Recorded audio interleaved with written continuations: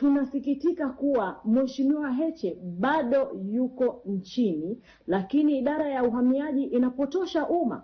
Ikumbukwe jana chama tulitoa taarifa na tukaeleza kuwa Mheshimiwa Heche amefuata taratibu zote za kutaka kuingia nchini Kenya. Ameenda boda mpaka wa Sirali, one stop border, na kufuata taratibu za kutaka kuingia nchini Kenya, lakini pasipoti yake ikachukuliwa na akawekwa kizuizini bila kuelezwa sababu yoyote ile. Badala ya kueleza umma sababu ya kumzuia makamu mwenyekiti asiende nchini Kenya kukiwakilisha chama kwenye mazishi ya aliyekuwa waziri mkuu wa taifa hilo Raila Amolo Odinga, idara ya uhamiaji inatoa taarifa ya upotoshaji kwa umma kuwa makamu mwenyekiti amekwenda Kenya bila kufuata utaratibu.